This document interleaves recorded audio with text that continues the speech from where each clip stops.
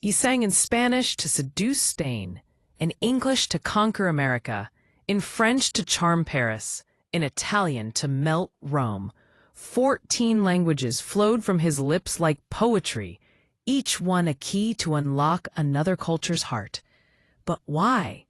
Why did Julio Iglesias become obsessed with speaking the world's languages when his own voice was already universal? The answer lies in a single moment of humiliation that would drive him for decades. Paris, 1970. Julio Iglesias, already a star in Spain, stood before a sophisticated French audience at the Olympia Theater. He had prepared for months, memorizing French lyrics phonetically, believing his charm would transcend any linguistic barriers.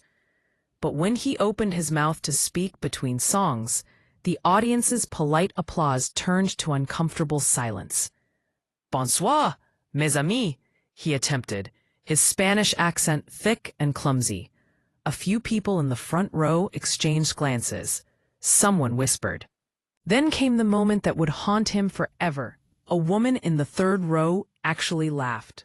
Not at his music, but at his French. That night, alone in his hotel room, Julio made a vow that would reshape his entire career. He would never again be laughed at for his language. He would master every tongue that mattered, become fluent in the world's emotions, and ensure that no audience anywhere would ever see him as a foreigner. But this obsession ran deeper than professional pride. It was rooted in something more primal. The fear of being misunderstood, of being seen as less than, of being rejected, not for who he was, but for how he sounded. The transformation began immediately.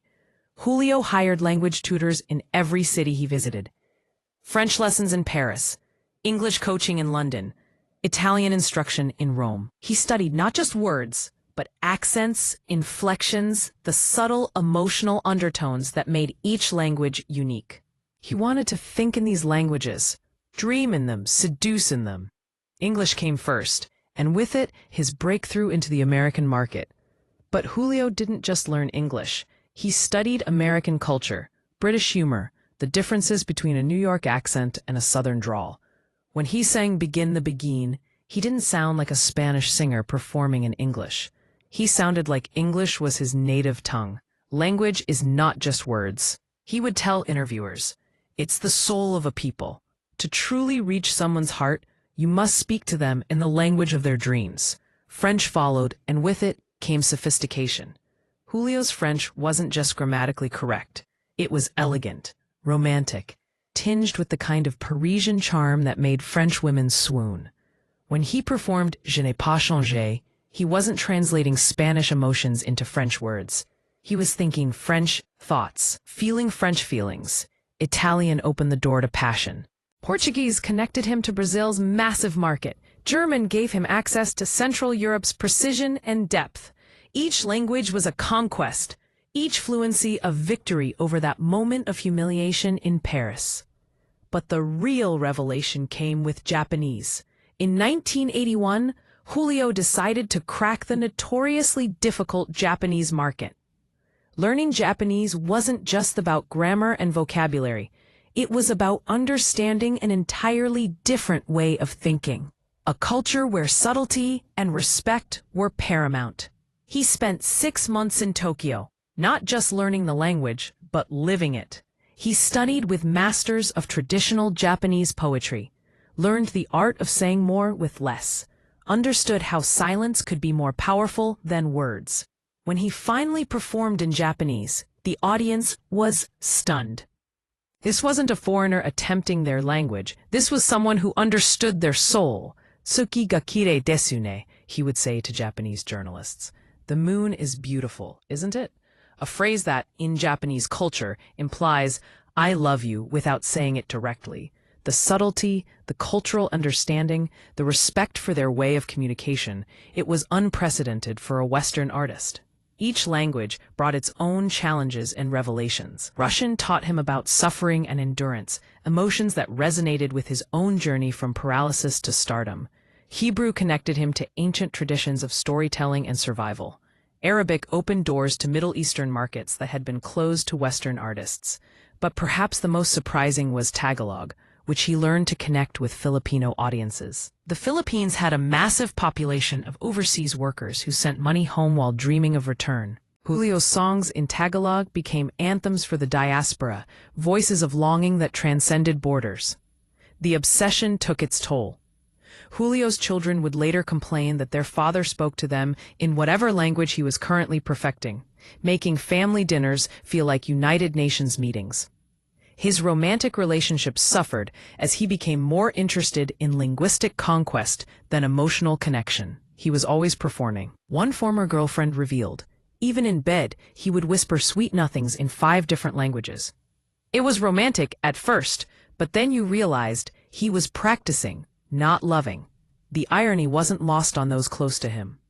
In his quest to be understood by everyone, Julio had become understood by no one.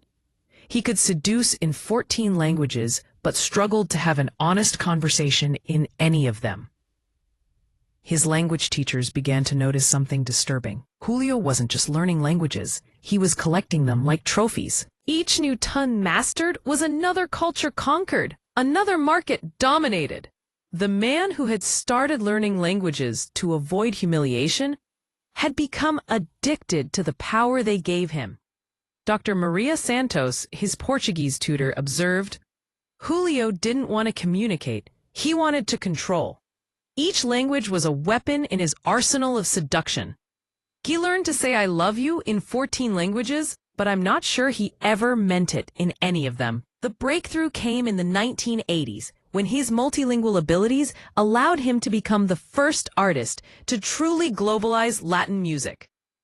While other Spanish singers remained trapped in Spanish-speaking markets, Julio could perform in London, Paris, Tokyo, and New York with equal authenticity.